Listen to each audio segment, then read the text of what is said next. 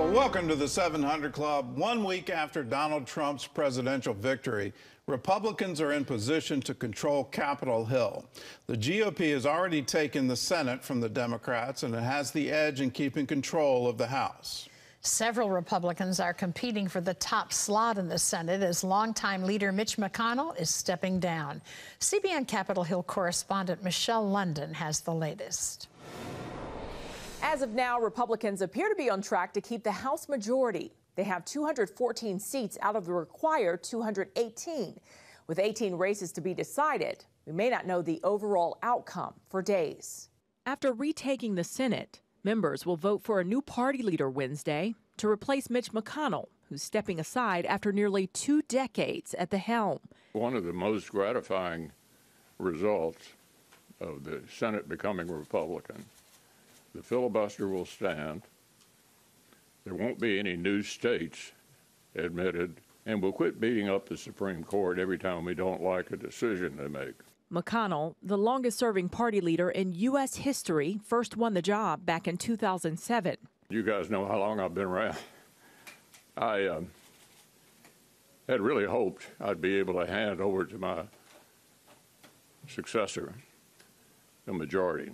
The 3 main contenders are South Dakota Senator John Thune, Texas Senator John Cornyn, and Florida Senator Rick Scott, whom chief political analyst David Brody sees as a possible frontrunner. The energy right now is with Senator Rick Scott. There's no doubt about it. You got people like Tucker Carlson, Elon Musk, others that are in Trump's orbit lobbying for Senator Scott. So that's what makes it interesting. It makes it a wild card. Whoever wins, Donald Trump insists they support his ability to install recess appointments to his cabinet.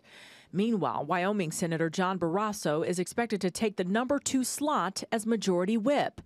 Barrasso telling NBC's Meet the Press Sunday that the Senate will act swiftly. The mandate are the 2 things that people cared the most about, which is the high costs and the open border. And those are the things we're going to start working on immediately. As for the House, votes in at least 18 uncalled races are still being counted, and Republicans are on track to keep their majority next year. Democrats lost a competitive race in Michigan, where Republican Tom Barrett defeated Congressman Curtis Hertel, flipping the state's 7th congressional seat. The Democrats' last hope for flipping the chamber rests on 5 Republican-held seats in California, 2 in Arizona, and 1 in Iowa, where GOP incumbent Rep. Marionette Miller Meeks is likely headed for a recount. Republicans currently lead in all those seats, as Democrats also fight to protect remaining vulnerable seats in California and Colorado. In Pennsylvania, several outlets have declared Republican David McCormick the winner. But with nearly 100,000 ballots left to be counted, Democrat incumbent Bob Casey hasn't conceded. Michelle London, CBN News, Washington. Well, in other news, as the Senate prepares for confirmation hearings, President Trump is busy choosing nominees for his cabinet. He may not want to take advice from me, but I hope he's counting the number of congressional representatives he has before he nominates any more representatives to the cabinet. He might be in danger of losing the majority.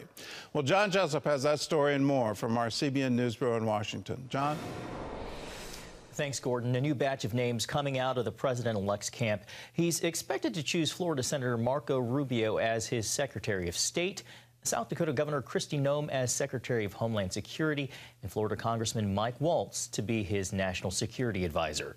Trump already has named New York Congresswoman Elise Stefanik as the U.S. ambassador to the United Nations, and former Immigration and Customs Enforcement Director Tom Homan as border czar, responsible for deporting immigrants who came to the United States illegally.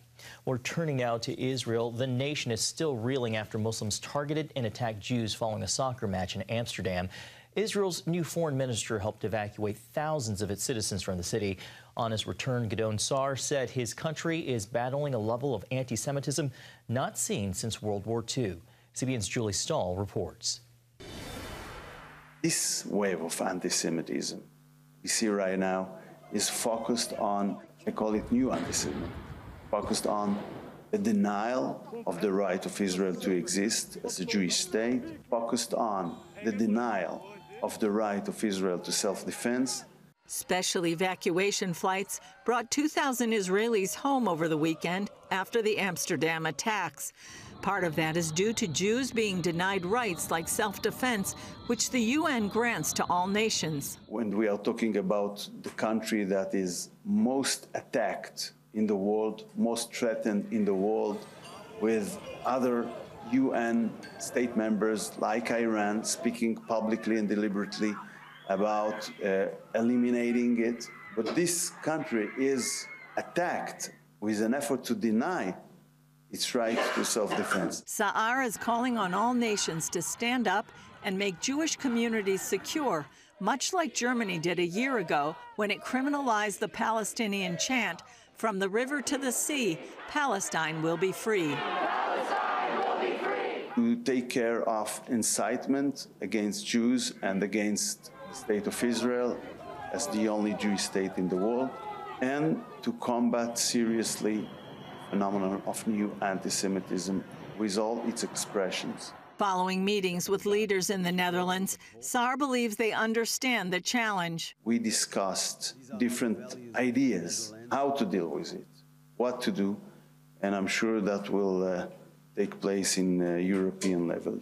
As for the war in Lebanon, Sa'ar says there's been progress on a ceasefire agreement, which must include Hezbollah's total disarmament with no ability to regain strength. Even if we will reach to an agreement, the most important thing will be not the words in an agreement with Lebanon, but the enforcement and the willingness and the decisiveness. He adds, while bringing security to Israel, it would also benefit the Lebanese people. We will assure that Hezbollah will not be a threat to Israel. But the international community can assure the future of Lebanon as a free country, a sovereign country, not enforced to be an Iranian proxy, which I'm sure that the majority of the citizens of Lebanon don't want to be. Julie Stahl, CBN News, Jerusalem.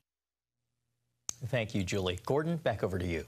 Well, you can just feel the heaviness as he's speaking, that, you know, you've got to wonder, why in the world does he still have to point this out to the world community? Here we are in 2024. It's a year after the horrible attack of October 7th, and you have to go through the exercise of pointing it out. And it does seem to just be crazy, where truth has been turned upside down.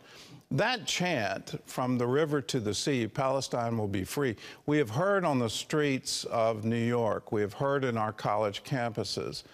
We have heard that again and again in this election season. And it's just a mystery to me that the entire nation didn't stand up and say, no, not on our watch. You don't get to chant that in our streets. I am a full proponent of free speech. But that speech in particular needs to be called out for what it is. It's a call for genocide. It's a call to kill every single Jew in Israel and wipe Israel off the map. Let us realize what it really means. Let us stand against it and stand for the truth of this matter. Hamas started this horrible war. Hamas was the government of Gaza. Hezbollah has seized control of Lebanon, is using southern Lebanon as a military base to launch rockets against Israel. Of course, Israel has a right to defend itself. Of course, it has a right to strike back and not just sit there and take it. It has to take out the rocket launchers. It has to take out Hamas. It has to free its hostages. The entire world should get behind this and say no to this radical Islamic terrorism. It's a death cult where they prefer to die in jihad rather than live in peace with their neighbors. Let's recognize it for what it is. It is evil, and let's call it for what it is. Let's stand with Israel in her time of need. Let's continue to support her with everything that we have, so that this truth, this wonderful land that's been a light to the nations, they've done so many wonderful things for all humanity. Let's stand with her in her time of need.